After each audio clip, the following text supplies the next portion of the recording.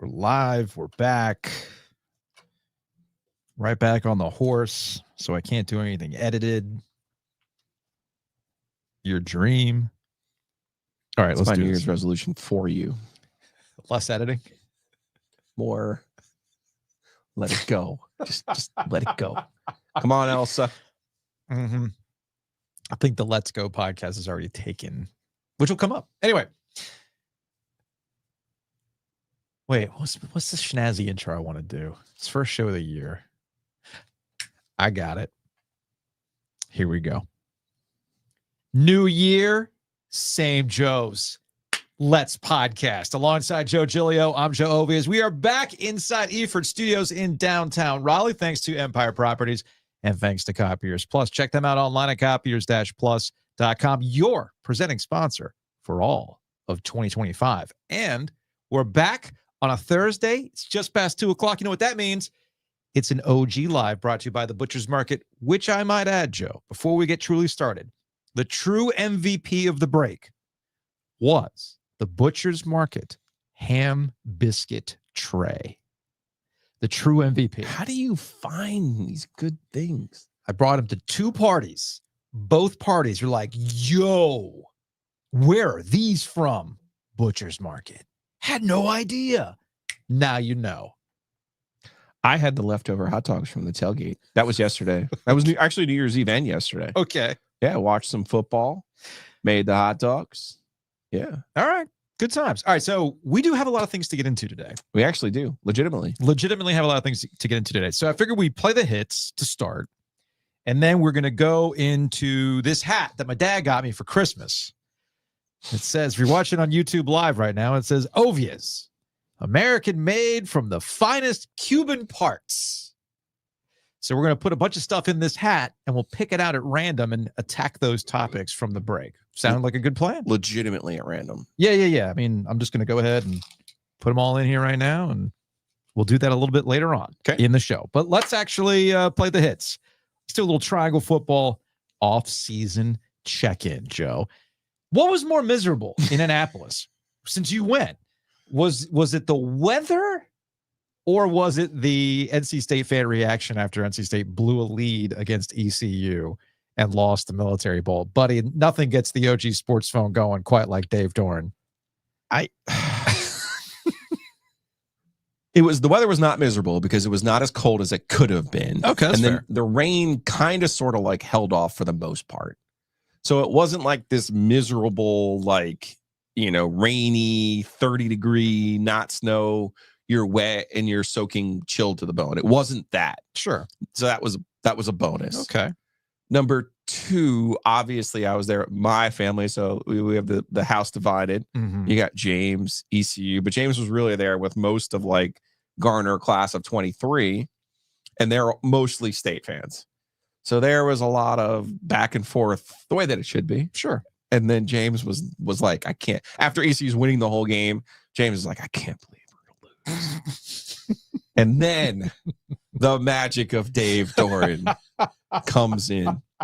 The end game management of Dave Doeren kicks in with just one blunder after another. Mm-hmm. Whether it's the clock management, whether it's his timeout management, whether it's his insistence on 4th and 3rd and short and calling the same play over and over for 12 years, whether it's Eli Drinkwitz, Matt Canada, Tim Beck, Robert and I, doesn't matter. The short yardage play calling is abysmal. Mm-hmm. Abysmal. Football coaches are the most secretive on the planet. And yet all they have to do, and I listen, Boise State had this problem. Arizona State had this problem. Even Texas had this problem. Ohio State, going back to their game against Michigan, had this problem. All you got to do is open up the magic of the YouTubes. Google Super Bowl, Andy Reid. Watch what they do with their motion. Watch what they do in short yardage situations. Yes, I get it. It's awesome to have Patrick Mahomes. I get that. That's a thing. That's kind of important. That's a thing. Yeah. But for the most part, heck, Google the man himself. You know, you got the 2-point play to Kevin Falk, the direct snap. You got the leak to the tight end. There's nothing wrong with a tight end leak, but nobody. No. What were Joe Lee's stats for the majority of that game? Didn't touch. He had one touch. He had one touch, right? And then Hollywood Smothers, who's one of their best players, touches the ball finally in the fourth quarter and scores a touchdown. Yeah. So the end game, the clock management, these are all coaching mistakes. And yes, it's going to dovetail nicely into where is the call coming from? Well, it's okay. not an I. This it's is where not the OC. Yeah. It's year 12. Oh, we're now on to year 13. I know. Hey, I know. But Bill's on to Wake Forest. But hold Diamond on. Dave is on to year 13. Here's where it's interesting. Here's where I think it's interesting. Because you and I, this is where you and I align. And I've been screaming this probably for the last 5 years, really, in that it doesn't really matter how the offseason conversation goes. It doesn't really matter who you brought in from the portal. It doesn't really matter who this next offensive coordinator is going to be. In this case, it's Kurt Roper. Shout out to the Blue Devils. Okay? Which, you know what? We'll table that. The point is Dave Doeren still the head coach? Yes. Well, then there's a very specific way that he tries to win football games. And when your defense is running hot, hey, man, you can win that way. You can win that way. When your defense ain't running hot and you're still trying to win that way, well, you get instances like we've seen this year and what we saw against ECU to close things out, right?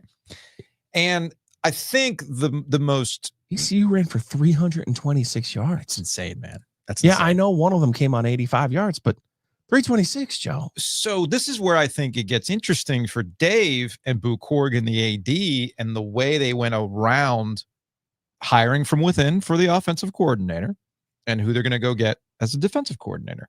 It very much gives me the, hey, man, we had that conversation. What was it? 2016, 2017? To remold? Yeah. No, it was 19. Was it 19? Okay, yeah. Thank you. I'm getting my year. I don't even know what day it is, man. I'm in that weird nebulous spot between Christmas and New Year's and getting back in the thick of things. But you could go about whatever way you want to go about it. You want to go about the granular or you want to go to the bigger picture? That's what I'm getting. Super big picture. I'm going back to 2019 to get you to today. Okay. In 2019, Boo Corrigan's new, hey, man, what can I do to help you? Mm-hmm. Right? So they invest in football. They get their NIL stuff going. They get who they need on staff to upgrade, all that kind of stuff, right? Cool. I'd say it paid off. Yeah. Right? I think it paid off. Okay. Relative. Yes. Relatively speaking. Relative. Hey, pointing to the sign. Triangle good. Always relative. Okay. Really relevant. Triangle good. Now we get to this past year. Hey, man, we got NIL right. We brought dudes in the portal and it all freaking fell apart.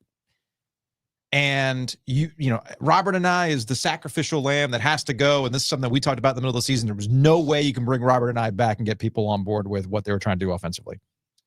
But I get the feeling, macro-wise, that this is Boo Corrigan and NC State in a sort of way going, hey, Dave, sink or swim time. 2024 sets up 2025 for Dave and his future. Either he walks away, he pulls a Dave Clawson, he pulls a Jim Larinaga, he pulls a Tony Bennett, or NC State says, hey, man, we appreciate you the last 13 years, 14 years, but now it's time for us to go to new direction. Yeah, I think, though, the one part you're missing here is there's two tracks. Let's stay on the NC State track specifically. Okay. You have Randy Woodson's retirement coming in June. Mm-hmm. So that new chancellor is super important to NC State. If that new chancellor comes in and is laissez-faire and says, hey, wow, look at NC State. This is so great.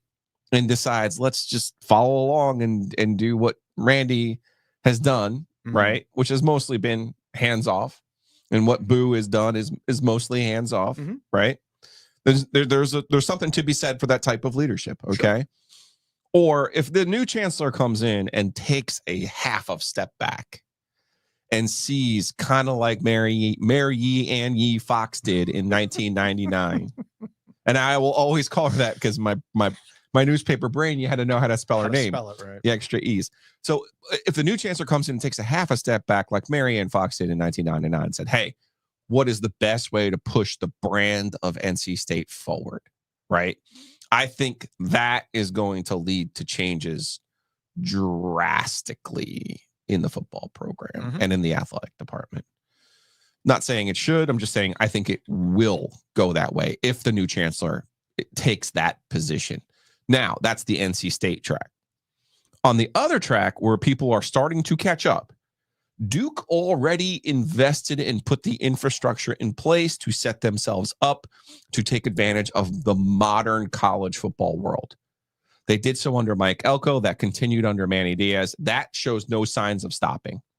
They did so in an effort to position themselves for the future, which is either the Big Ten for them or the SEC. I imagine it's the Big Ten with North Carolina.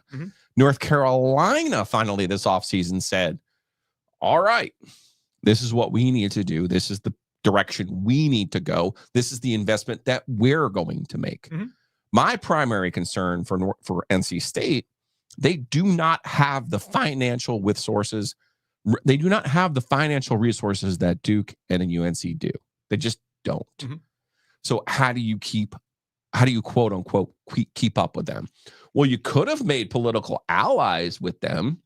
I don't know. Well, that decision didn't backfire on you, Randy. Oh, man. But we got an extra $3 million from Stanford and SMU and Cal, Joe. That's a what else did you want, Joe? That's a sunk cost at this point. That'll be the next chancellor's issue. That's what I'm saying. And also, there's a new chancellor at North Carolina. I mean, there's all sorts of stuff that goes. There were other ways to go. Now you have to find a different way to forge forward. I got you. So I look at it on the. You say frustrated. I listen.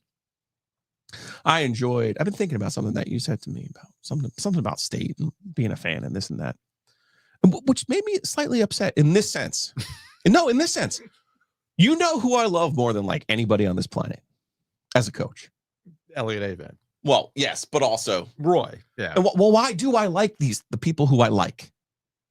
It's not about NC State. It's about how they treat me. That's what it's about. Why do I like Steve Forbes? Well, the guy texts me back. He calls me back. Yeah. Why did I like Josh Pastner? The guy calls me back. The guy texts me back. You're easily won over.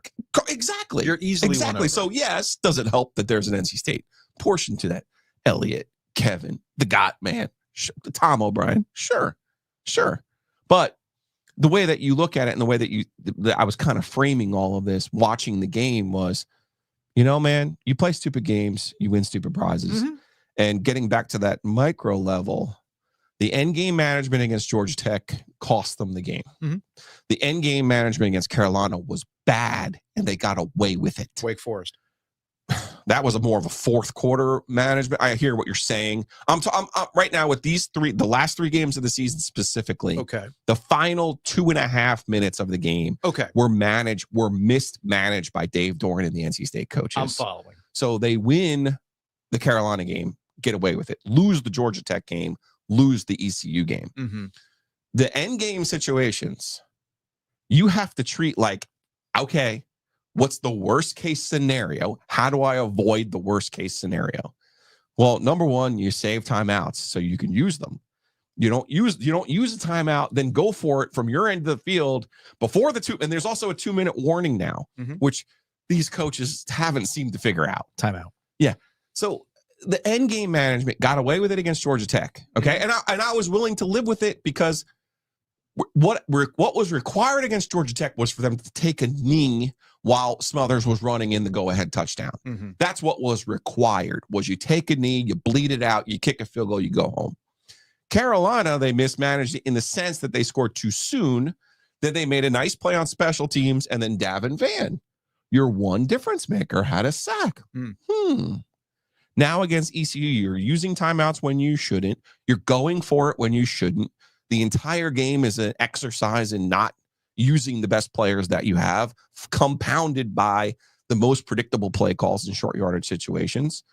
I don't blame NC State's defense for giving up an 85-yard touchdown run on the last play. They get 86-yard touchdown run to Rajay Harris. Kid made a nice play, right? I mean, heck, we would be sitting here slamming Blake Harrell for running on third down if the guy doesn't pop an 86-yarder. So that's not, when I say the end game management, that's not what I'm talking about. What I'm talking about is now you have the ball, you're down 5, and you've set yourself up with a decent kick return and put yourself in position. You got 2 timeouts. Why are you in a hurry?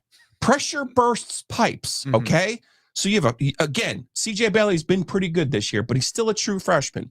End game situations. You want to put your players in the best position to make plays, to understand. You also have helmet communication now. Okay. You shouldn't go home with 2 timeouts. Right. You're hurrying, and then the hurry becomes a hurried pass. The hurried pass becomes tipped and picked, and the game's over. Call timeout, take a breath, and talk. I have that. These are the kind of things that you just can't fix now going into year 13. The ink is dry, as they like to say on the Game of Thrones.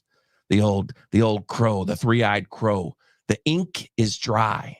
Okay, this is who you are. Again, on that micro level, this is who you are. And your only hope now is some kind of miracle. But I do think what Duke's already done, which has become, I think people were sleeping on. Well, what the commitment that Duke made financially, I think people were sleeping on. And it's kind of become laid bare now. Yeah. Because Carolina's the one who reacted. I just don't know how NC State reacts financially to those 2 situations that they put themselves in. This could be things that are catching up to NC State over time. One thing that you like to scream is everything is a year-to-year proposition. And college football is no different, especially in the era that we live in with the NIL, right? So I would push back in this is what Dave is, the ink is dry. For the most part, it's actually worked out pretty well, all things considered, with triangle football. He has outperformed his resources. He has outperformed what NC State has historically been. He is paid a middle-of-the-road ACC salary with a staff that's pretty much ACC middle-of-the-road. Except for the DC was one of the highest. One of the highest, but you got you got your money's worth out of that. Correct. Okay. Well, with Peyton Wilson. Yeah. I mean, still, you got your money's worth out of it, I would argue, with Tony Gibson. So you're getting the kind of results you would expect out of NC State historically, and also triangle football historically, which is why I understand when people get all worked up about what Duke is doing. Let's see how sustainable it is over time. Duke's season, and we'll see what happens tonight against Ole Miss, because I have one request out of Duke before we move on to the Bill Belichick portion of the conversation. But just one real quick thing about Duke. Go back and look at their season. Go back and look at how thin of a freaking margin it was to get to 9 wins. And we understand how, and we saw this with Manny Diaz at Miami too, how quickly that thin margin, turnover luck, whatever it is, goes the opposite way the next season. So let's settle down on Duke's trajectory, as people like to obsess over. Same with...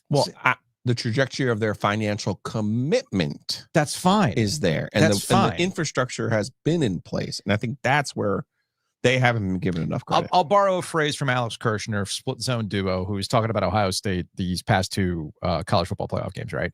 We're like, look at that. You mean the most expensive roster in all of college football is finally playing like the most expensive roster in college football should be playing? So again, financial commitments and all that stuff is only half the equation.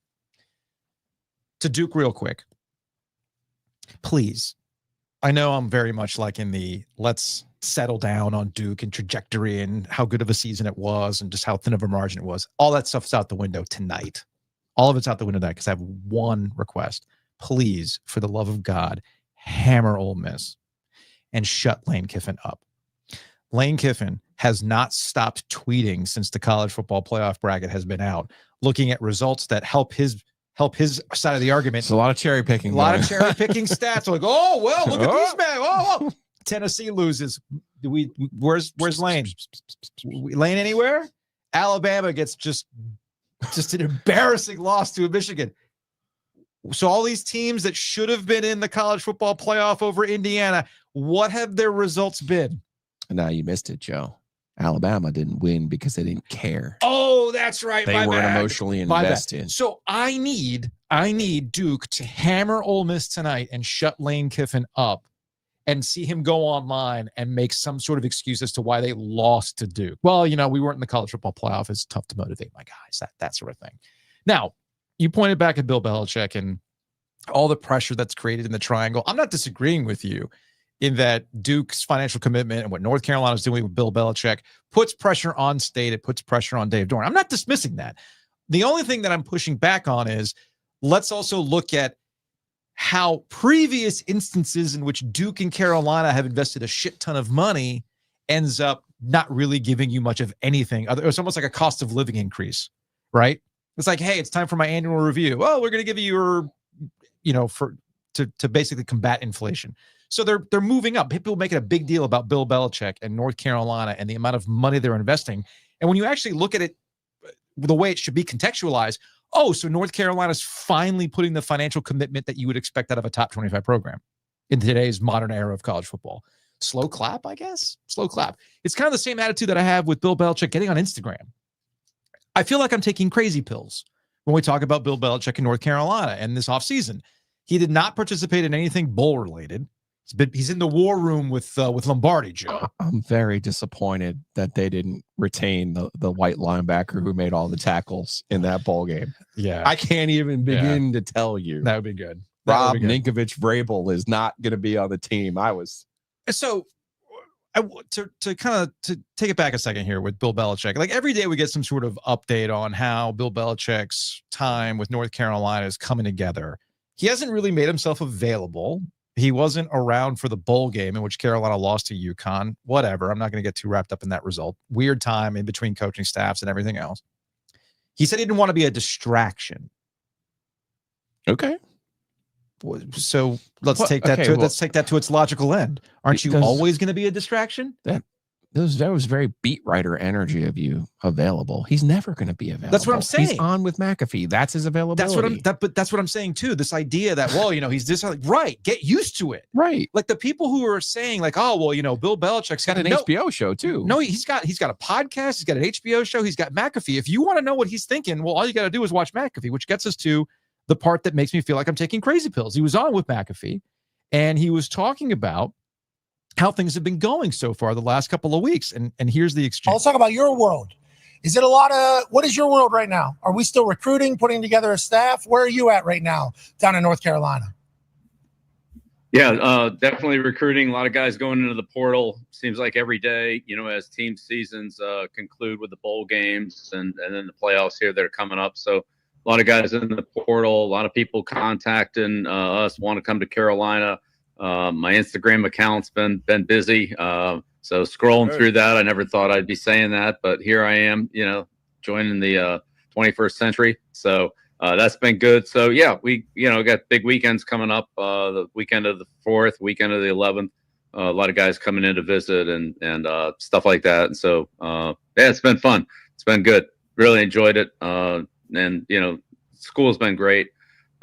Chancellor and the staff and administration have really been behind us. And so we got a lot of positive things going, but a lot of players want to come to Carolina. So that's a good thing. You see any good ones, send them our way. Yeah, you got it. Hey, listen, no doubt about it. Cannot wait to see who ends up as a North Carolina Tar Heel under your watch down there. I think that's something that a lot of people would be excited about. I can't believe you're using your Snapface and MyFace DMs now to connect with people that potentially are in the transfer portal, but I love it. Okay. First off, what year is this? It is now 2025. 2025. Did I transport back to 2010? Did I go back in time 15 years? I'm not so sure about this Twitter. I don't think our players should be on it. Until I can DM them. I mean, what? Right down to the Pat McAfee boomer, my face, snap face joke. Again, what year is this? Like, I'm taken back to a time in which this is a true story. Probably about true story time where it's like, people are in the content minds doing the thing. And then all of a sudden the consultant comes in and says, you know what our news people should do? They should get on Twitter. I look at the watch. I'm like, that was a conversation I had in 2009. It's now 2018. What are we doing here? Right. So that's like the general attitude I'm getting from like, hey, he's on Instagram working the DMs. Yeah. You and every other freaking coach. I feel like in a weird sort of way, a lot of people are going to be learning about how college football works at the same time Bill Belichick is finding out how college football is working. This very like surface level, oh, you don't really know what college football is like compared to the NFL. And you're learning on the fly, just like a lot of national NFL people who don't give a shit about college football are now finding these things out. I also find it hard to believe that Bill Belichick is, I'm really working the Instagram now. Dude, you got a 24-year-old girlfriend who's online a lot. Please tell me please come on now. You know how I know he's full of shit when it comes to the whole Bill Belichick Instagram thing? Well, because his girlfriend basically had a message for all the haters over New Year's, Joe. Are you ready for this? Yeah. So Jennifer, let's see. What is her? What was her name? I forgot her last name. Is it Jennifer Hudson? Jordan Hudson. Sorry. Jennifer Hudson is an actress, singer. Anyway, so Jordan Hudson tweets out, or she puts on Instagram, cheers to our third Midnight's Kiss. Nothing changed for us in 2024 except the public knowledge. Yet somehow everything changed. Fourth calendar year, going strong. I can't wait to take the punches for you in 2025. And then she added, keep swinging, keyboard warriors. So this was on Instagram. Fourth calendar year. She was 21 when they started hooking up. Apparently. So I don't know why in my brain that's worse than 24, but somehow it is. Tell you, Bill knows how to talk to the young people. So yeah, nothing changed, blah, blah, blah, blah, blah. I'm looking at this. I'm going, HMF, what is that? What are these champagne glasses? So I went into my online sleuthing mode to figure out where exactly they were hanging out. And they were at the Breakers in Palm Beach. They were at the Henry Flagler Lounge. And now this is the type of Belichick content you're never going to get on with McAfee. You're right. This is it, man. So I'm looking at this. I'm looking at New this. Year. This is us. This is our niche right here. So what do you think he ordered? I mean, I saw the champagne, but I'm looking at what is available. Nibbles and bites.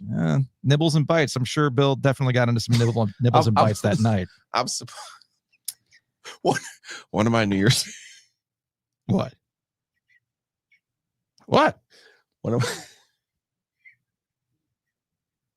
One of my New Year's resolutions is to curse less. Well.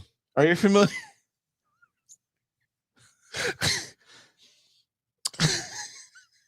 Are you familiar with the concept in relationships now? It's called fuck first. Excuse me? Yes. I'm not familiar with this. Yes. It's for no, it's a thing. Okay. It's a thing. Go on. So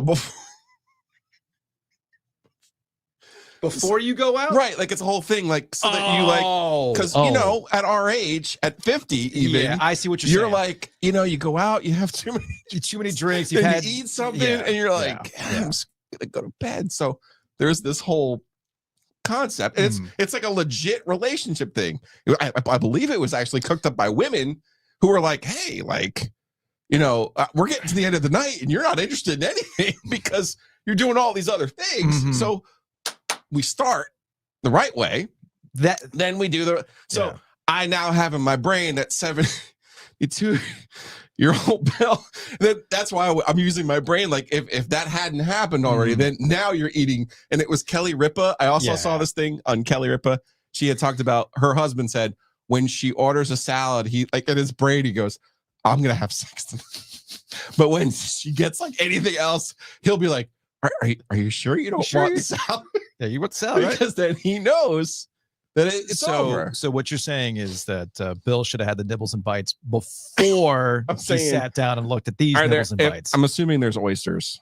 There has to be. I'm sure there's yellowfin tuna tartare. There's shishito peppers. There's a crab dip. Now, look, if you're having warm low country crab dip, no, that ain't happening. Salami and cheese, that ain't happening. Let's see. You get the wagyu beef sliders on top of that with some Hong Kong dumplings. Nah, man, it is not happening. But if you had the warm Brussels sprouts Caesar, maybe. So I'm looking at, they got bowls, they got sushi, all sorts of stuff. Drinks.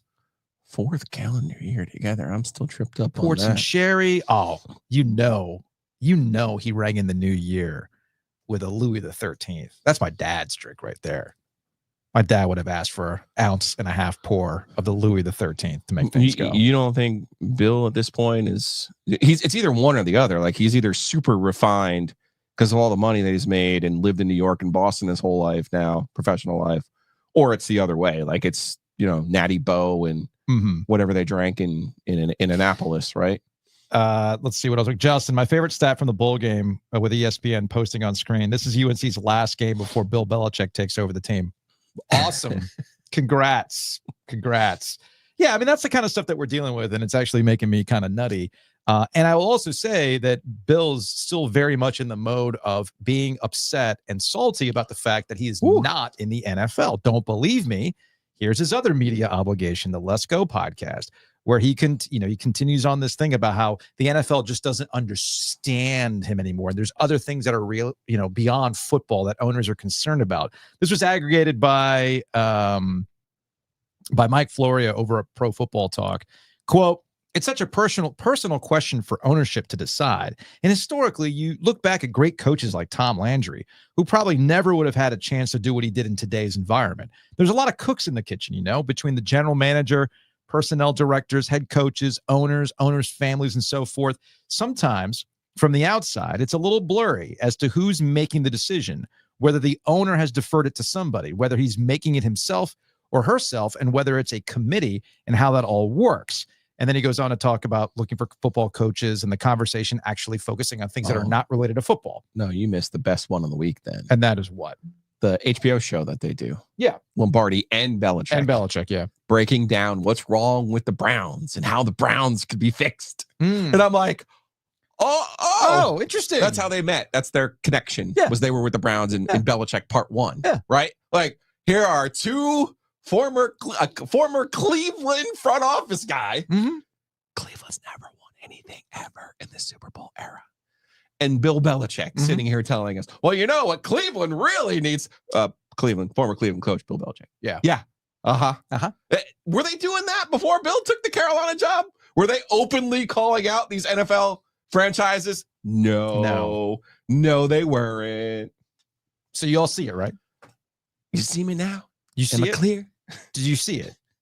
Do we all understand that Bill's not really in this for Carolina? Because I was at a New Year's party and I had some people from out of town come in. No, Joe, he has a sweatshirt. I know, but he has a family connection. Yeah. So I'm having this conversation. First words, Joe.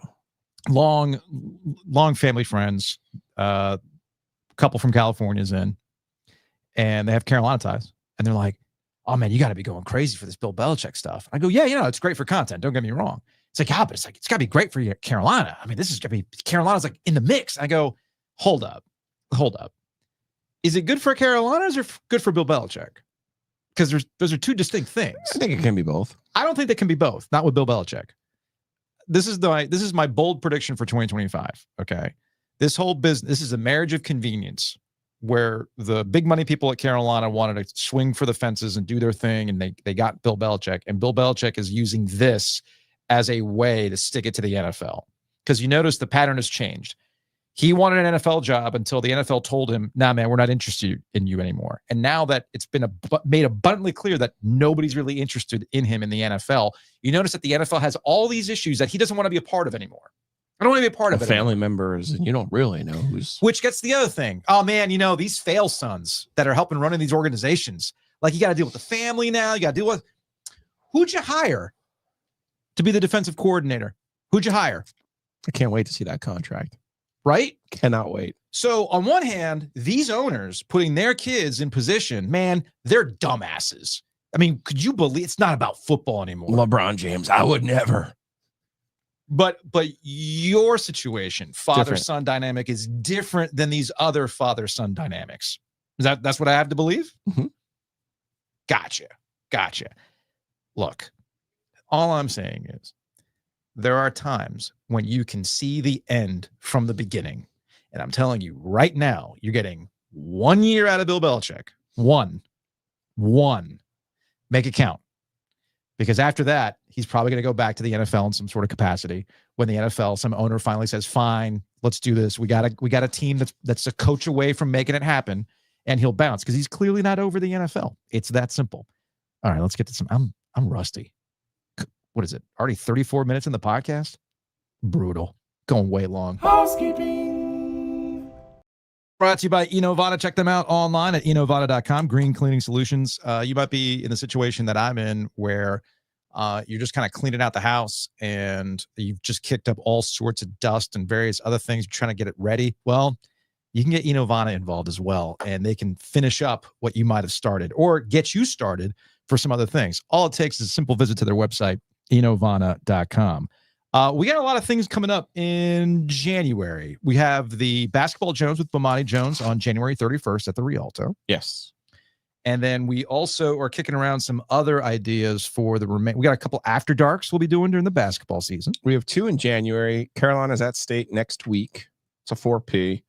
And then Monday the 27th is the Duke revenge game, the John Shire revenge game. Stay at Duke. That's an 8:30 tip-off. I don't know if you'll be in Cameron and I'll be here, or how you want to work that one. We'll figure something out. Okay. Lots of after darks. We've got the ACC tournament coming up in March. We've got our Rialto event. I'm trying to figure something out for the WM Phoenix Open, where we play our own version locally here in Garner. And then the OG birthday party coming up in May. We turn 2. We're going to do the Shadies? Yes. There will be an unbelievable Sports Center commercial if Sports Centers like still existed. And if we had such pull, it would be a lot better if our kids were a lot younger, but it would be like an amazing Sports Center commercial where we're like in one of those meeting rooms, like the one we got fired in. We're like in one of those those like terrible art on the wall and the one screen up there. And it would be Bill Belichick like teaching us about family business and taxes and how you have to put your kid on the payroll. Yeah. And then like you would like scan to the corner and there's like Jacob like coloring something in and no, you get to pay them $12,000 a year tax free. Perfect. And we he's doing art for the show. That's all it is. He's doing a background for the YouTube. That's all he's doing. So again, big thanks to Inovata. Big thanks to Longleaf. My brother's coming into town because my parents are celebrating their 50th anniversary 5-0 on Friday. And my brother's coming into town with Emily. Congratulations. He's like, brunch spot? I'm like, bro, you already know. You go to Longleaf for the brunch spot before you head out back to town. Really is a youth brunch. Oh, Caleb, when he overheard the fact that I was texting with him about that, brunch, blah, blah, blah, blah, blah, he's like, T.O. is such a millennial. I go, yeah, man. Yeah. It's like, I don't know if your generation is going to be about that. And of course, we're finding out that this year we have the beginning of a new generation. Like I'm just getting used to my youngest son's generation, the whole Gen Alpha thing. So got betas now. Now we got beta. Can we come up with a new thing? We should, but we did X. Okay, cool. I got X. Y. All right, I see what you did there, but we got a new name, Millennial. And we did the Gen Z thing. Well, we got to start over. We got Gen Alpha, now we got Gen Beta. Like, can we do something else? Does that generation really want to be called betas? I can tell you that the boys will not want to be called betas. They want to be Sigma, bro. Anyway, can you tell I've been hanging around my kids way too long the last 2 weeks? Did you see the unbelievable publicity that we got during the college football playoff? I don't think we've been on the air since. Oh, what, the Fortnite OG? I thought you were talking about Wes Durham shouting you out for your Cooper Flag. No, I always appreciate Wes, but no, the Fortnite, our local Epic Games, call me. Hey, come on, OG with the OG, put us in the game. I'll even do a dumb emote. I don't care about being in the game. I want to be in the game. No, I want to be in the game. Anyway, go to Longleaf for brunch if you're a millennial or you just like brunch in general. Curse or don't. Millennial, brunch or not. Doesn't matter. Go to Longleaf. Also, big thanks to our friends at O2. It is that time of the year. You are coming out of eating nothing but sweets. All the alcohol. What do you need to do?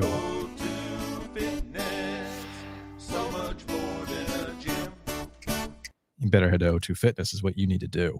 My younger son's been after me about getting at the gym after, I would say, last night consuming brownies and cookies as like my last, you know what? This is it. Let's just go out with a bang. Yeah. O2 is going to come in handy. I'm pretty sure I wrote into our O2 Fitness contract that all new memberships in January, we get a cut. We get credit for that. All credit for us. Yeah, definitely. No, but look, the gym this time of the year, we understand it can be crunch time. Don't let that intimidate you if you haven't signed up yet. Convenience obviously is a factor of the location. Staff, huge plus when it comes to O2 Fitness. So check them out at o2fitnessclubs.com. And when you're working out, may I suggest you check out the Rowback tees. Incredibly comfortable to work out in. Giglio's got the Rowback hoodie. I would say that the people who got the Rowback gear over the holidays have all claimed it is one of the most comfortable hoodies in their rotation. Not one of. The. So check them out. Rowback.com. Use that promo code OG20 if you haven't done that yet. So big thanks to Rowback. We'll be hearing more from them in 2025. Also, big thanks to Hometown Realty. Check them out online at myhtr.com. Again, that's myhtr.com. Buy, sell, calculate. You just got done with the holidays. You had people over. You're realizing you're just bursting at the seams in your house. You need a new house. You need new construction. Hometown Realty can help you out with that. So check them out, myhtr.com. Drove to Clayton New Year's Eve. Mm-hmm. Saw those signs. First sign, buy with confidence. Love Next it. sign, sell with confidence. Our friends, myhtr.com.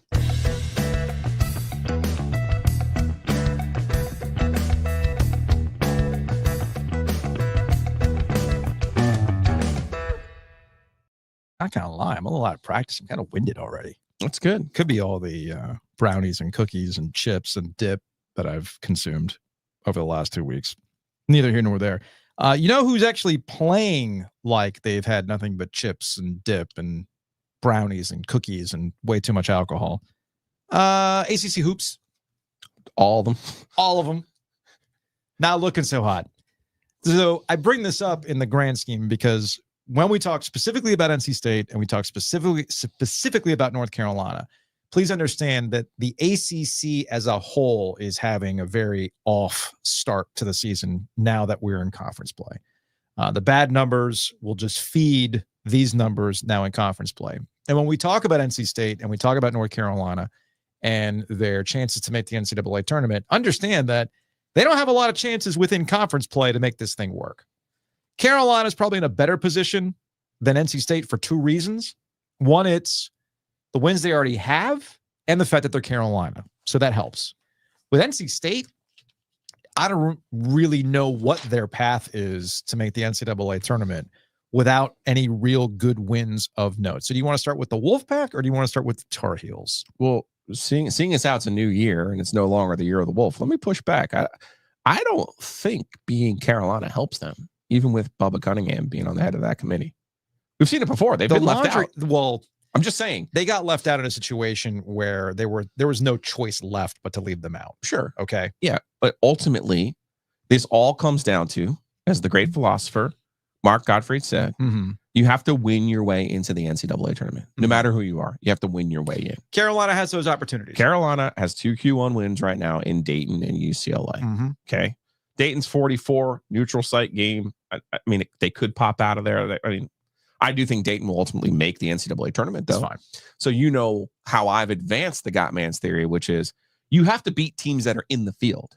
I'm fairly certain UCLA is going to be in the field. Yeah, the UCLA win. No, UCLA, look, going back. Fairly certain. Going back to the break, North Carolina is playing the same game every single time the ball hits the court.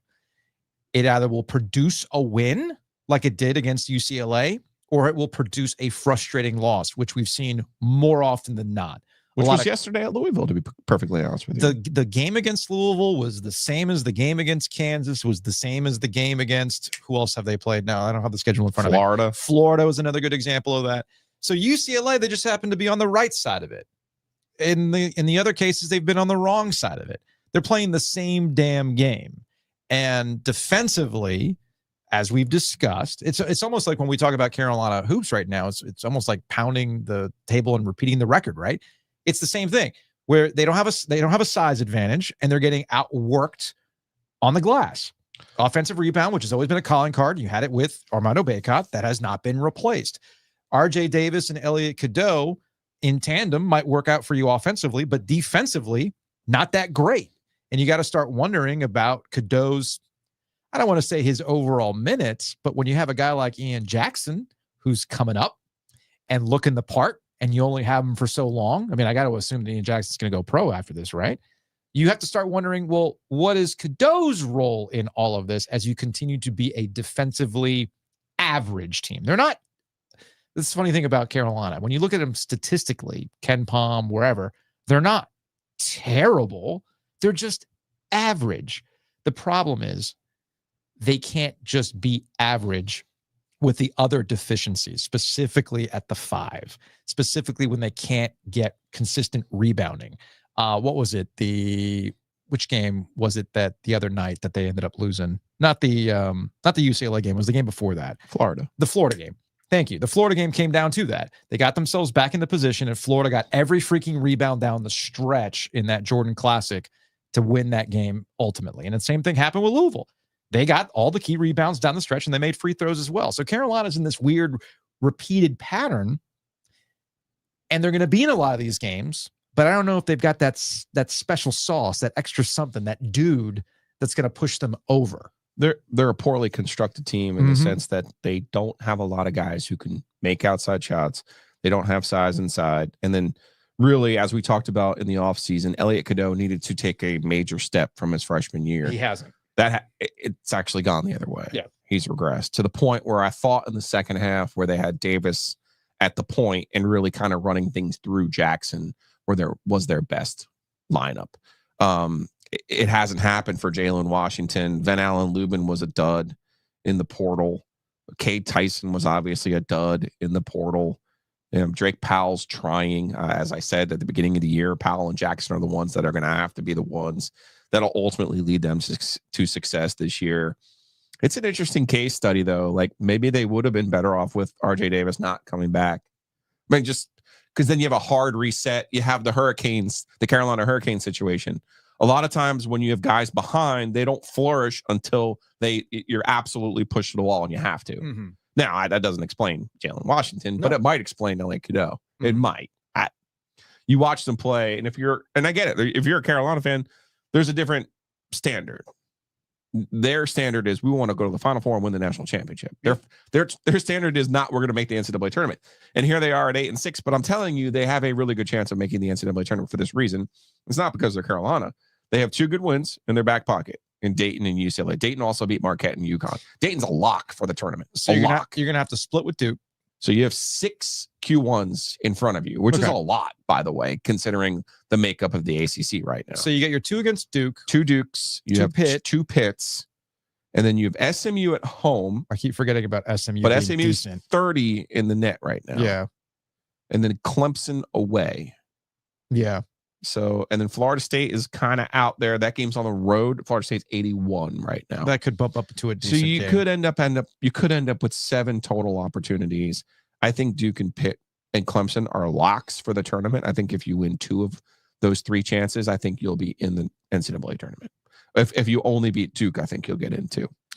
There's a lot of pessimism, though, around. There is, because it's their standard and it's the way that they play. They're not looking at it like from the NC State lens of, wait a second, you actually have a really good chance of making the tournament.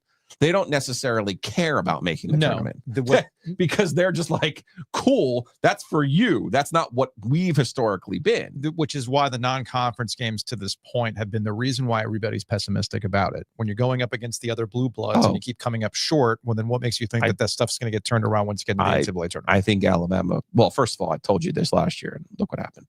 But second of all, I think the Alabama game was the one that broke them. That was the Carolina fans. Yes. Because it was like, ooh, they were missing 2 players. And that game was never really close. No. Never really. All right. I want you to break this down for me, because this was a non sequitur tweet, or was it? You tell me. This is Grant Hughes over at Inside Carolina. I don't know Grant, but I follow his work and I read Inside Carolina. And this came out at 8:20 on Wednesday. Yesterday. It's shortly after the game wrapped. The game ended. Okay. Yeah. Okay. Wes Miller has Cincinnati at 10-2. The Bearcats are number 16 in this week's AP poll. Miller signed the number 21 class in 2024 and ranks 25 in 2025. UNC's 2-man class ranks 31. It's an interesting tweet to put out after you lose a conference game to Louisville on the road. I think you only played the phone call of the person saying very not nice things about me in the OG newsletter. That was on the paid portion of the mailbag. Yes. That was the paid portion of the mailbag. Obviously, anonymous person, you watch and consume this program. So now, do you see what I'm talking? Do you see it now? Yeah. Do you, again, with the Tupac reference, do you see me now?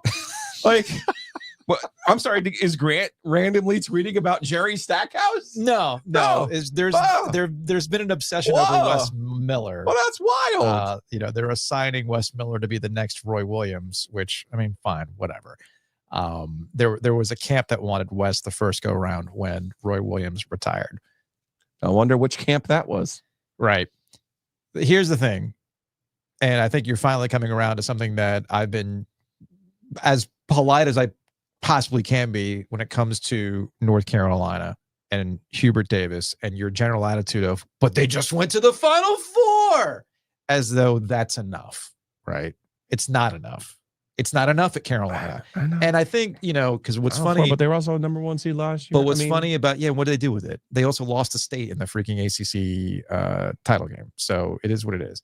But my point is, what's funny about you is that I will say something and it usually takes you like 5 days for it to process. Mhm. And you're like, I don't like what Joe said about me. Mhm. And then, it is what it is. And I don't know if this was in reference to the beginning of the podcast. What I was getting at is that sometimes you have to take yourself out of what's good for NC State is good for everybody. It doesn't work that way. Yeah. So when you apply that logic of, well, hey, man, Kevin Keats can joke about, don't I have 37 years? Yeah, he can joke about that because he's right. When you haven't won shit for 37 years, guess what? That's right. That feels right. Kevin Keats can absolutely drop that line and you go, yeah, man, yeah, you're right. Yeah, you're right. You're right. Okay? No, it's different. Huber Carolina's can't different. do that. So you was like, oh, well, he just went to a Final Four. Cool. Well, you were just the number 1 seed. Cool. But have you won a national championship? Did you beat your rivals on a consistent basis? Did you beat Duke consistently? Did you really lose to NC State in the freaking ACC title game? What? Like all these things factor in. All right. And then there's the more existential thing that I don't know if Carolina is a bigger picture conversation that we can have later on down the line, but it ties into our guy, Bill Belichick, and what exactly is that athletic department going for in the future, and whether or not Carolina basketball is going to have something taken away from it, if you will, if their identity is going to be shifting a little bit. That's tough. That's a tough push and pull. Number one. Number two, are you willing, and this is a conversation for the ACC, are you willing to play the modern game? Jim Larinaga just upped and quit because he doesn't want to play the game anymore. Okay? Whew. Does Carolina understand what it's, I'm not saying there are people don't. What I'm saying is, are the people who are going to win the argument that you have to modernize going to actually win the argument? They have to win the argument. Will they? That's my question. Are you ready for my things will always work out for Carolina theory? Of course. Of course. I think that Alabama is going to win the national championship this year. Okay. In basketball. Okay. It is going to be the least celebrated national title of all time. And it's going to take, Nate Oates is going to take a step back and go, I just won the national title. And all anybody wants to talk about is who's going to be our third string tight end because the spring game is next week. You know what I'm going to do? I'm going to go coach the Tar Heels. Can they afford him? I'm going to go coach the Tar Heels. Not to go full Don Draper here, but at Alabama, it's like, oh, nobody cared about your national championship. Hey, Nate, that's what the money is for. I'm just telling you. I'm telling you. Remember Mac 1-0 ended because they were good, and it was like, well, nobody really cares about me. I know. I'm going to go somewhere where they care about me. I am getting like inverse Mac See? Brown energy from this. I don't know if I necessarily buy that.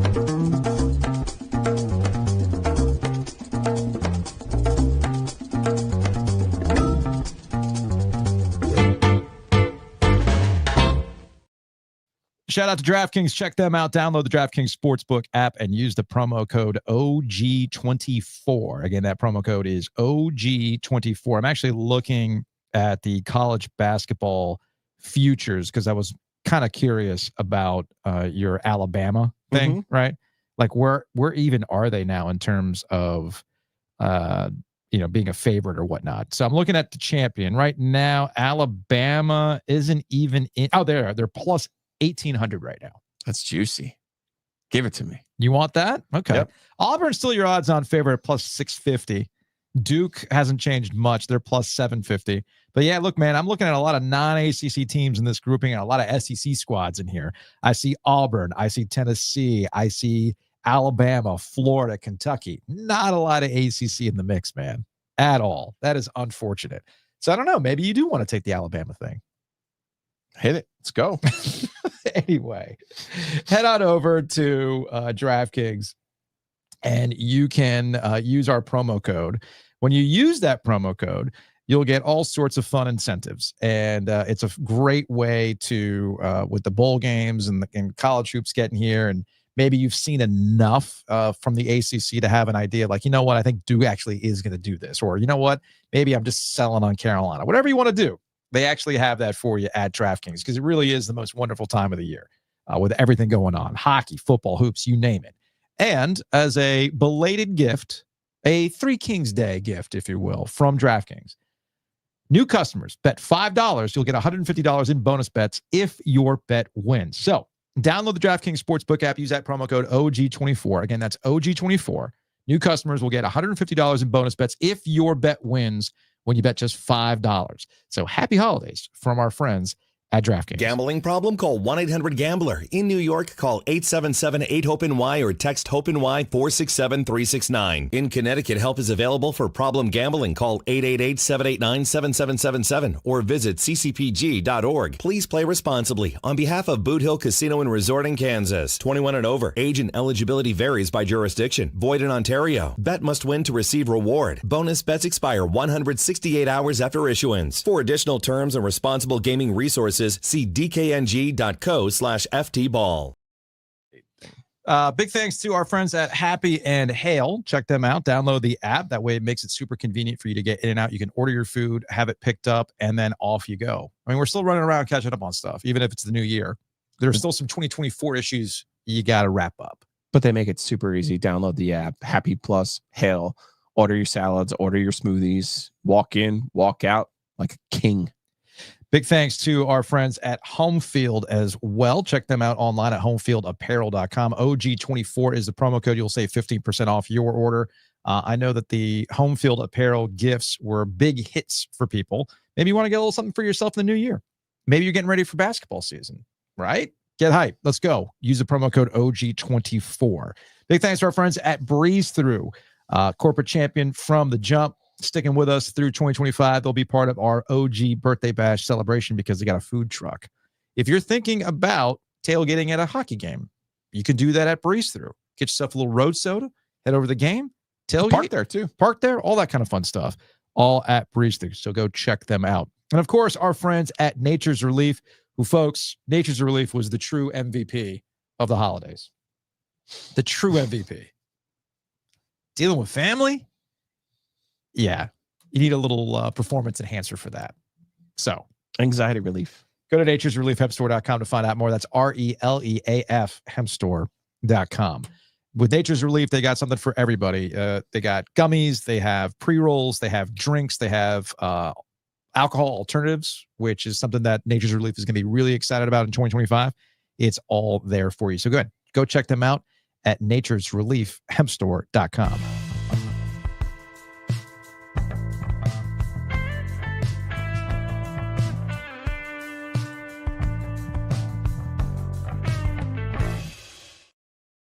By the way, one thing that we'd like to announce as we get into the new year and we're all in on basketball all the time, Keller Williams commercial, the Donnelly team, linking up.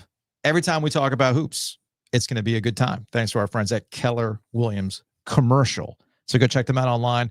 So, Joe, if I need a warehouse for all the stuff that we continue to get for the studio, we have to like rotate this museum of a studio that we have. Like, for instance, our guy Brendan brought these amazing Ice Caps hats Big to shouts add to the collection. But again, we're running out of room in here. So could the Donnelly team help me out with a warehouse? If you're a small business and you just want, maybe you don't need that much square footage, they can help you. Storefront, they got you. Maybe you need some warehouse industrial flexibility. They can do that too. And here's the best part. Brian and Julie Donnelly, just like our friends in the G, they love it when you call. Call. Just give them a shout. 919-616-8681. Our mutual friend, Punkage Shear, with his law firm, needed a space upgrade. Well, guess what? We went to the Donnelly team. It's 919-616-8681. Brian and Julie, welcome aboard to the OG. Give them a shout for your business. Let them know the OG sent you.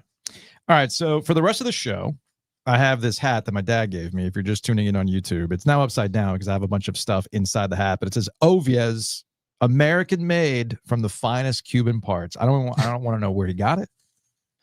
Feels like a custom job. Yeah. I I don't know what inspired him to get me this. Hey, you know what? It's a fever dream. Maybe this will become the official hat of nonsense, if you will, since it did come from my dad. All right, so first topic from this: the Carolina Hurricanes. Things that we might have missed over the last 2 weeks. Real simple with the Carolina Hurricanes, something that I was texting with Luke DeCock about. They really are playing the same game every night. And what I feared was going to happen is happening. When the team loses, you go online and everything sucks. Everything sucks. Dundon can't be happy with this. This team looks lethargic. They don't look like they care. This is going to be a problem. They should have kept this guy, blah, blah, blah, blah, blah. New Jersey is actually a prime example of this. So they get outclassed by New Jersey in New Jersey on Friday night. Yeah, they lost 4 of their 5 road games that they just played. Not great. Yep. They come back. They see New Jersey on Saturday. Great game against New Jersey, right? So weird. And they're mad at Eric Halla, who I think now is like historically 1-19 in the building since he's left the Canes. It's an amazing stat. And Halla's going through it, but that's neither here nor there. And Canes fans love to pound on Eric Halla. Regardless, they essentially, if you looked at all like the Fenwick and Corsi and all this other stuff, they kind of played the same game, right? So the Canes can really come down to real simple conversation. How was Kochetkov? Was he Kochetkov or was he Kochetkov? Mm-hmm. That is a night in, night out variable that we just have to accept now. I was high. This is coming from somebody who was very, very high on Pyotr Kochetkov. Mm-hmm. What was it 2 years ago? I was like, man, just let the Russian cook. Canes keep getting beat by Russian goalies. What if we had a Russian goalie? Kochetkov might not be it. Simple as that. The variance just is not something that I'm guessing the coaching staff is going to be comfortable with going forward. So they'll bring back the high floor of Freddie Anderson whenever he's ready to come back, right? And they're just making do with whoever they can put in, Tokarski being the latest goalie to just kind of fill in the gap, right? Yeah. And then if your goalie's going to be a high variable, well, then you need your best players to be your best players. And look, Marty Necas, to his credit, hasn't completely just fallen off. He's been very consistent throughout the season, but he is not the money man every single night. You need Andrei Svechnikov to actually live up to the contract that he has. You need Sebastian Aho on a night in, night out basis. Now, he has his ups and downs, so I usually write that off. But it really comes down to the guys that you've invested a bunch of money in have to pay off for you. And unfortunately, that hasn't necessarily been the case. But they are what they are. They're a playoff team. Once you get to the playoffs, we'll see how it goes depending on your health, right? Well, playing at home kind of helps them too. I mean, it's been such a weird schedule. I feel like everything's either been an either or. I'm sure Rod would just like can we just get like a normal schedule where we like play 2 here and then maybe go on the road, then come back, and it just feels like everything is 6 here, 6 there, and it just feels very disjointed. Yeah, there's that. There's that too. All right, next up, ACC bowl record. Yeah, just get rid of that one. Do we not want to? We don't want to discuss that one. I'll say this. I got this from David Hale. Amid the ugliness of the NC State ECU game, they fought. Cool. Everybody had their hot takes about the fight. We good? All right. Thank you. Moving on.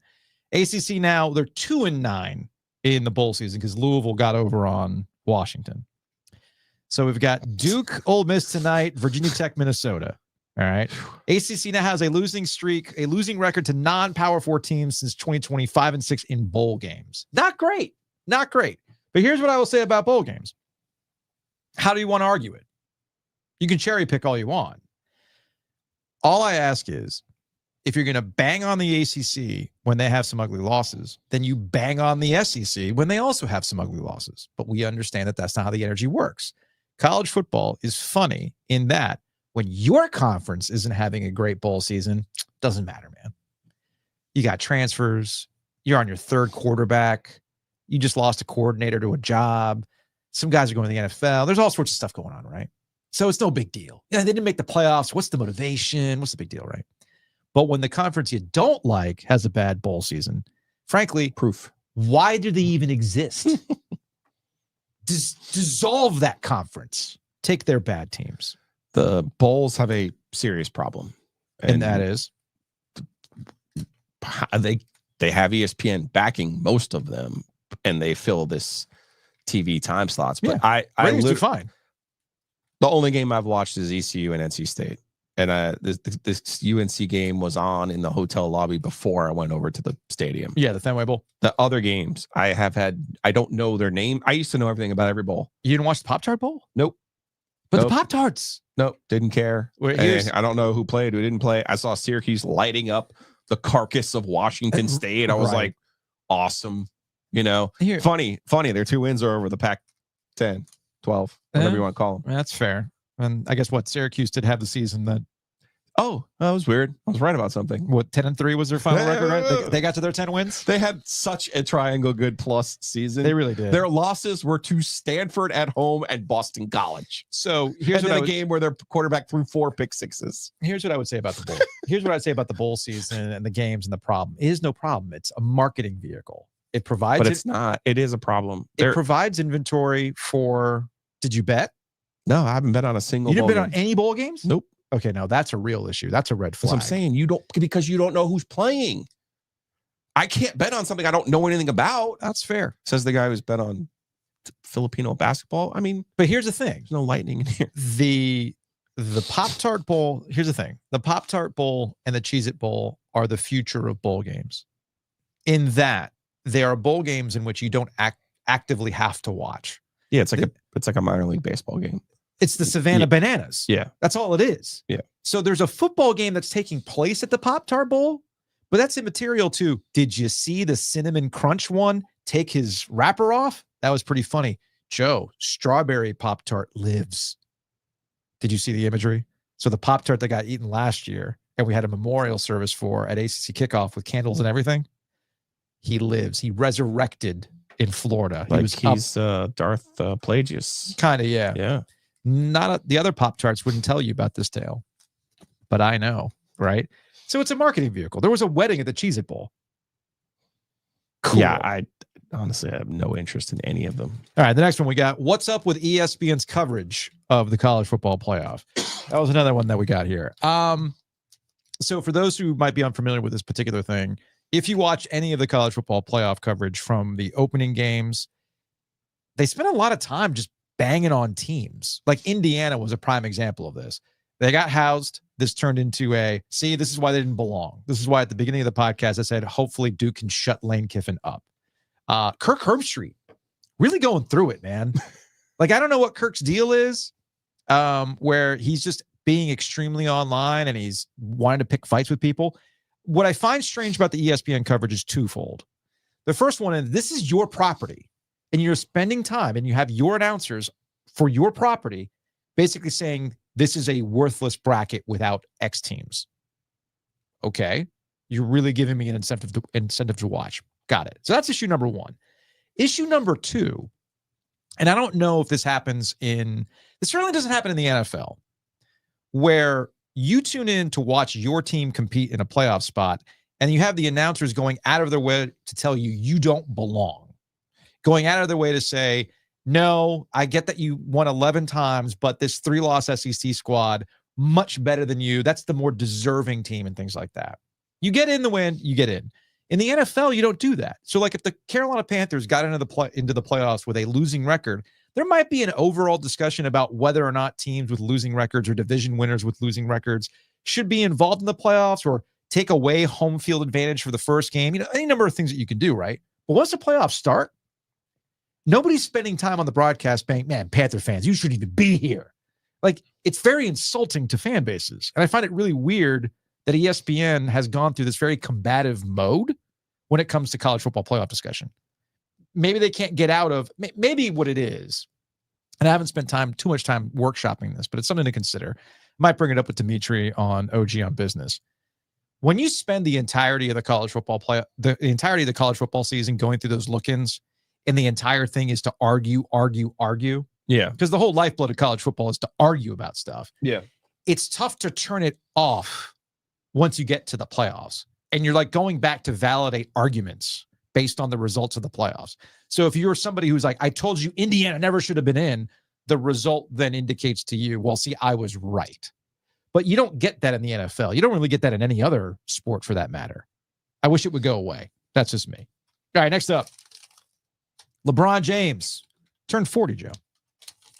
He said 30. Same as Jamie Giglio.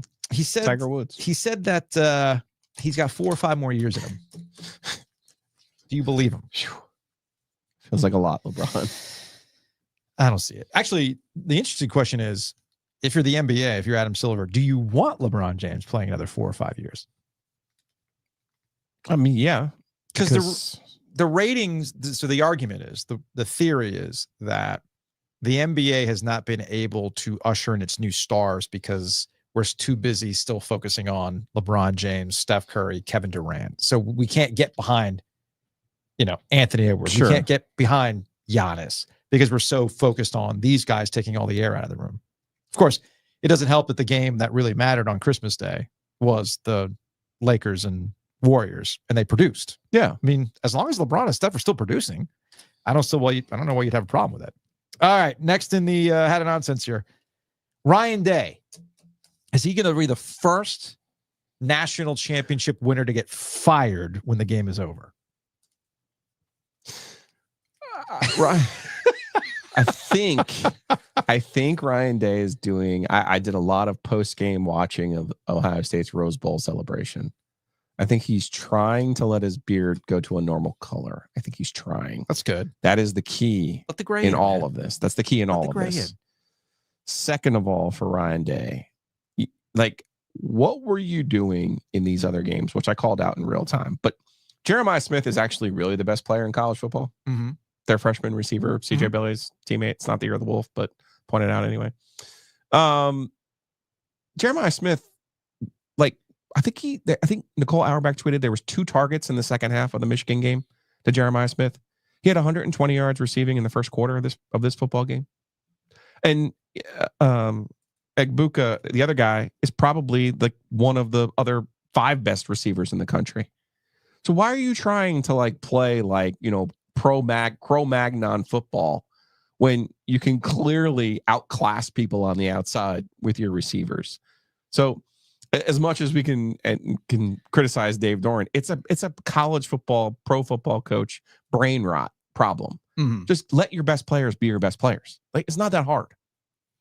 But he's not going to get fired. He does lead us, though, to the classic Giglio conundrum question. And that is, who would you rather be? Would you rather be Michigan, who beat Ohio State and Alabama, but was otherwise dreadful? Or would you rather be the Ohio State national champions? I'd rather be national champions. That's what I would rather have. Come on, the question, again, this gets back to your NC State brain. But I'm just saying, you lost to your rival, so your rival has that one over on you. And, okay, in all seriousness, let's take this to Carolina Duke, right? How many years were you going to get out of but we knocked Duke, we knocked Coach K out of the Final Four, we beat him at home at Cameron, and then we knocked him out in the Final Four. You can still play those hits until they win one. Might be this year. I mean, how much longer is that going to get? Is that saving Hubert now? Not necessarily. What was it from Brandon on now, YouTube? Michigan did just win the national title last year, by the way. I know. It's like when you wake the hell up and realize that as long as you keep acting like you won the Super Bowl when you beat an awful UNC program, things will never get better. See, that's the kind of mentality. Yeah, he continues. Beating UNC has to stop being good enough. Yeah, in football, that matters. All right, next up in the hat here, Beyonce Bowl. Did you watch the Beyonce Bowl? I did. This was the Texans Christmas halftime show. Yeah. Oh, speaking of which, getting back to the whole college football playoff thing where people are complaining about the blowouts. I mean, is the NFL getting raked over the coals for the 2 Christmas Day games that they had being complete, just terrible games? They were awful games. Beyonce saved it. The question is whether or not Kendrick Lamar can top it for the Super Bowl because the stakes have been raised. The answer to that is no, absolutely not. But this actually gets me into one offshoot topic related to the NFL and also adding to the what day is it? Dude, the NFL schedule creep is insane. And I've said this before, and I'm saying it again to hammer my point because I think I'm actually right about this. The NFL as a product is essentially the same, but the NFL's super weapon had been they only play 3 nights a week or 3 days out of the week. You got your Thursday game, you got your Sunday games, and you got your Monday game. Before that, it was just you had your Sunday games and you had your Monday night game. But now, especially with this Christmas stuff, we had Wednesday, Thursday, there was a Black Friday game, had games on Saturday, and then your traditional Sunday. So when you basically stretch this all out and you allow national audiences to watch games that would otherwise be buried at 1 o'clock, you get to expose just how bad the NFL is across the board. Gets us this week, which might be the single least interesting week of NFL football of all time. Mm-hmm. I mean, there's what, one game of consequence? Two? It's the Minnesota Detroit, the the night game. That's it. And then Tampa and Atlanta could still, in theory, I don't see Tampa losing to the Saints. To you, look, all I know is that Mark Cuban got raked over the coals by saying that hogs get slaughtered and all this kind of stuff when it comes to the NFL. I'm telling you right now, by giving you more NFL, it's showing you that the product is not that great on a night in, night out basis. And when you just concentrated it to Sundays and Mondays, and you gave me the best teams in that 4:30 window and my regional games at 1 o'clock, all the other stuff was buried. But now we get it all exposed. And why can't they make the whole season out of the Detroit Lions? It also doesn't help that the Kansas City Chiefs are a team that they're gonna win their 3rd Super Bowl. Yeah, but they're gonna do it in the most uninspiring fashion. There's no heat to the Chiefs, even though we recognize they're the team to beat. It's the strangest thing. I'm going to interject one here for you. What's that? Late to the stream. You're right. We should have began the program this way. You're right. You're right. Cooper Flag's 18. Thank you. Thank you. Thank God for being 18. He's only 17. But now we get to transfer it to Jeremiah Smith's only 18. Now we get to hear how he's only 18. That's what we get to get. Next up, Jim Larinaga, the latest in the I don't want to do this crap anymore. I'm surprised he did it in December. He quit. He pulled a Spurrier. He straight up quit. That's it. Dude, you had a Hall of Fame career. You can't go out like that.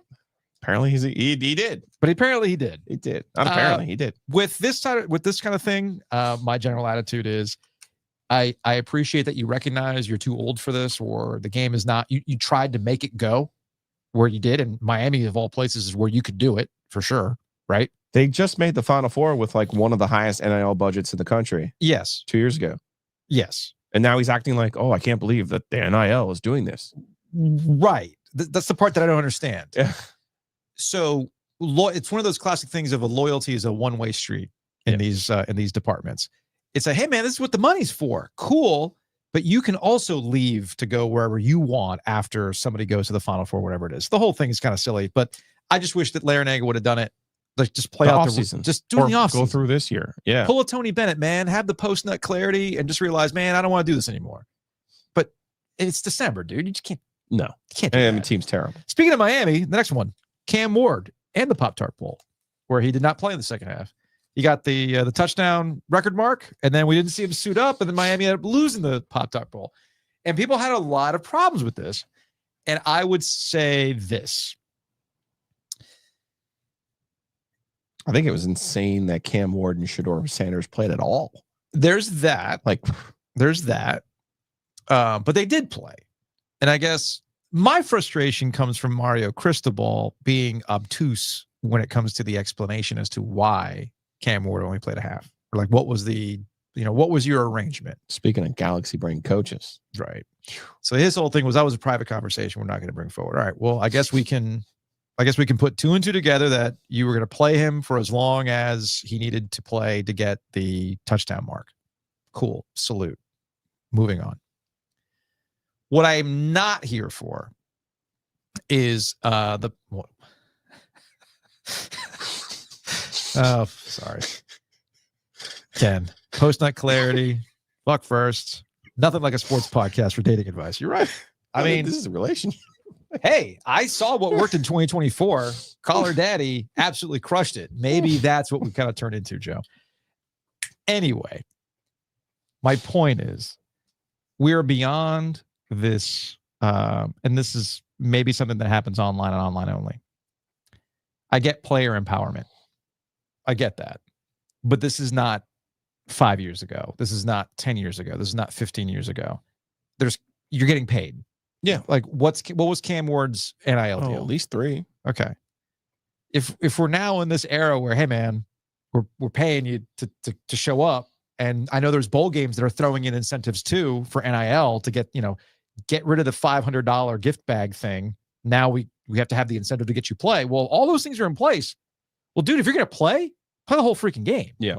And I don't think that's a tough ask, because I get what happens online in these arguments of like, hey man, why would he play? He's saving himself for the NFL. I get all that stuff. So either you play or you don't. If you're concerned about your NFL prospects, cool. I understand. Moving on. I'm okay with that. But if you're going to play the whole freaking game, because then it ends up being this really weird. I get that they're exhibitions anyway, but now you're really just exposing it for what it is. And when you throw the money on top of that, it complicates things to me to basically ask, hey man, just play. All right. Carolina Panthers, they're wrapping up the season. No playoffs, 4 wins. Their defense stinks, which has led to a conversation about whether or not they're going to move on from the 3-4 scheme. But Dave Canales has doubled down on the fact that he likes the 3-4 scheme. And with Evero, the defensive coordinator, he's a believer in what they're trying to do. Decent defense last year. Defense has been hurt. It was decent last year. Decimated by injuries this year. I was going to say, their little inspiring run coincided with getting more parts back on defense. Yes, but they had a horrendous showing this past weekend, and they're probably going to get run on big time by Atlanta to close things out. Watch them fight in this one. We'll see. Watch them fight. But I'll just say this about the defense talk. Is David Tepper still the owner? He is. Okay. What does David Tepper want? We're going to be the Pittsburgh Steelers. There you go. And finally, this actually worked out perfectly. New Year's resolutions. What are they, Joe? Did you make any? Yes, I'm going to try to curse less on this program. How's that working out so far? I mean, just for that one segment, I did okay. With the F first? Yeah. I'd say it turned out okay. Yeah.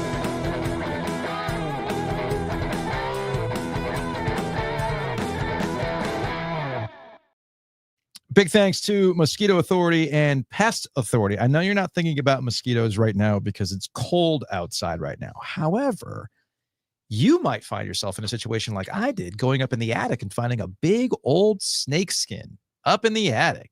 So guess who I'm going to call?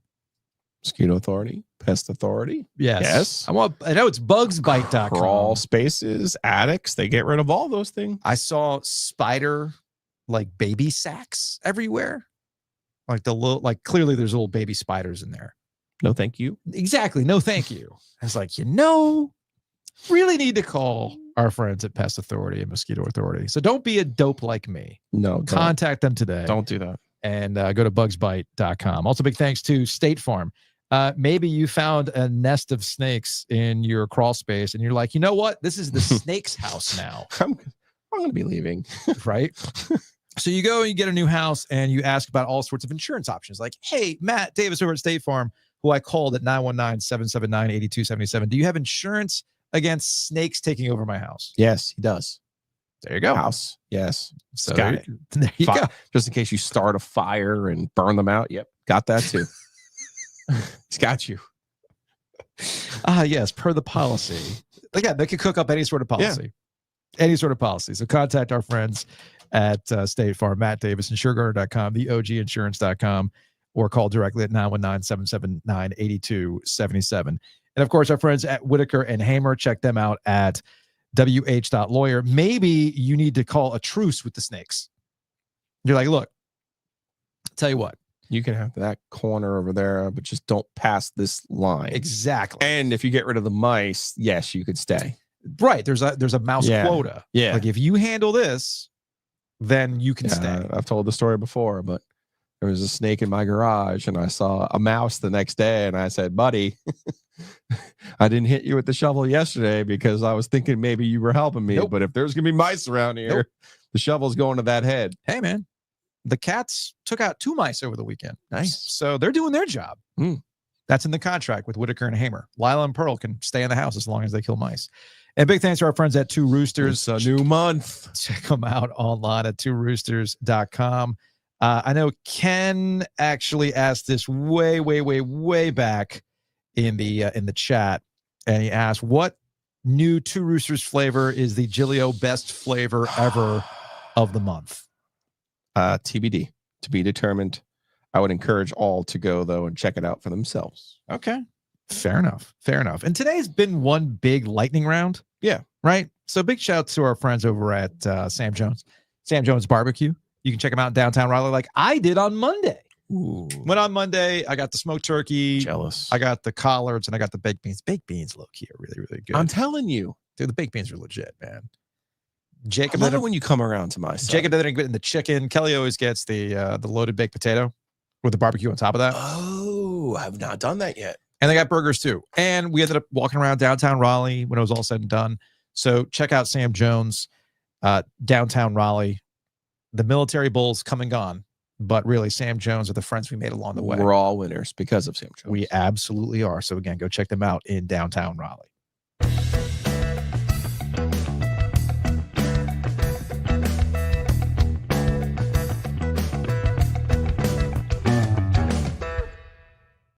Really, you're not going to give the people what they want? You know, I'm rusty, so I hit the wrong one. So let's try that again since, we're just doing this live, getting back on the horse. And man, I have sucked today. I got no stamina. I'm out of practice. You know what? I should have had the nibbles and bites first. Should have done that.